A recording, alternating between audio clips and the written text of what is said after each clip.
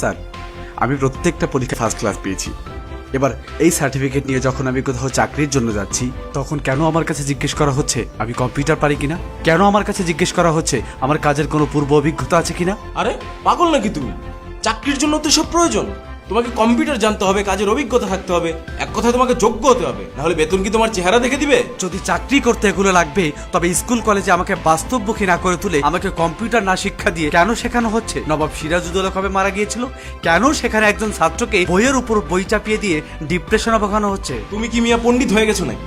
এগুলো হচ্ছে ইতিহাস, আর একটা ছাত্রের জন্য ইতিহাস জানা খুবই জরুরি। এই ইতিহাস জানা যেমন জরুরি, তেমনই জরুরি বাস্তবমুখী শিক্ষা, যেমন কম্পিউটার। সত্যি কথা হলো স্যার, এই ইতিহাস জেনেই না আজ লক্ষাধিক যুবক চাকরির জন্য রাস্তায় রাস্তায় ঘুরছে। আর আরো সত্যি কথা হলো, ইতিহাসে চাকরি পাওয়ায় না, পাওয়ায় কর্মবিদ্যা। কে কে বলছে তোমার এই বিদ্যালয়ে কম্পিউটার শেখানো হয় না? সেখানে কম্পিউটার আছে, কম্পিউটার শিক্ষক আছে, তুমি শিখো নাই কেন? এক মিনিট স্যার, আপনি আমি দুজনেই জানি যে বিদ্যালয়গুলোতে কম্পিউটার ল্যাব আছে, কিন্তু আপনি জানেন সেখানে কি শেখানো হয়? সেখানে পুরো বছর জুড়ে শেখানো হয় কিভাবে কম্পিউটার অন অফ করতে হয়। আর নিজে থেকে নতুন কিছু শিখতে গেলে বলা হয় কম্পিউটার হ্যাং হয়ে যাবে। স্যার, সেই যে হ্যাং হলাম না, এখনো ছাড়াতে পারিনি।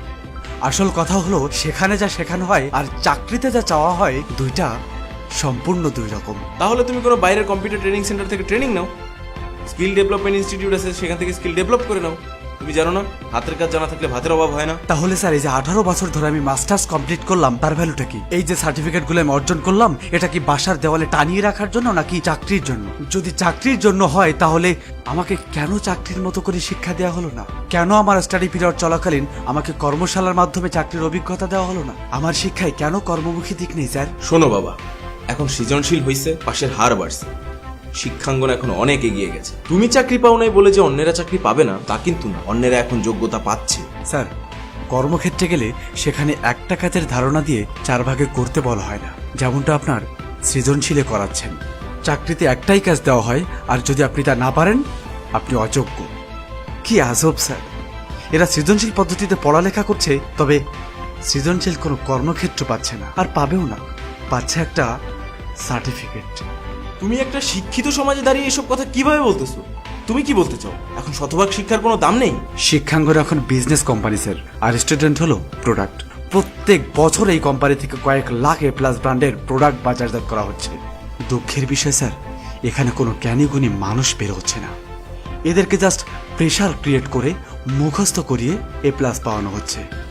আর আপনাদের এই প্রেশার কুকারে পড়ে ছাত্রদের আশা আকাঙ্ক্ষাগুলো বাষ্প হয়ে উড়ে যাচ্ছে, আর সমাজ সিটি মারছে। তুমি জানো পোলাপাইনের অবস্থা? এখনকার পোলাপাইন খুব দুষ্টু, যে করেই হোক A+ তো পাচ্ছে। আর শুনো বাবা, A+ পেলে সব হয়। A+ পেলে সব সম্ভব? ভুল। এখন সমাজ রেজাল্টকে এমন অবস্থায় এনেছে যে একজন ভালো ছাত্র যদি A+ পায়, তার দিকেও আঙুল তুলে বলবে রেজাল্ট কত টাকা দিয়ে কিনেছেন। A+ দিয়ে কোনো ছাত্রের যোগ্যতা প্রমাণ করা সম্ভব না। হ্যাঁ, তার সম্পর্কে একটা কথা বলতে পারি, যদি সে নকল না করে থাকে, তবে তার মুখস্থ করার ক্ষমতা খুব ভালো, যা কেবল পরীক্ষার খাতা পর্যন্ত সীমাবদ্ধ।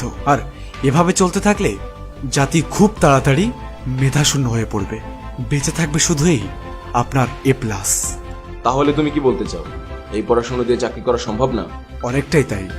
প্রমাণ দেখতে চাইলে এবছরের পাশ করা 77.77% ছেলেকে কর্মমুখী কোনো প্রশ্ন করে দেখুন, বা তাদেরকে চাকরির মতো করে ইন্টারভিউ নিয়ে দেখুন, আপনিই বুঝতে পারবেন। স্যার, ইউরোপ আমেরিকার কথা বাদে দিলাম, আমরা উদাহরণটা নিই চায়না জাপানের মতো দেশগুলোর কথা। কিন্তু আমরা কি জানি তাদের শিক্ষা ব্যবস্থা কতটা কর্মমুখী? একবার খোঁজ নিয়ে দেখুন, তারা প্রত্যেক বছর ঠিক করে কোনটা পড়লে ছাত্রছাত্রী আরো বেশি স্ট্রং এবং কর্মমুখী হবে। আর আমরা দিন দিন রসতলেই যাচ্ছি।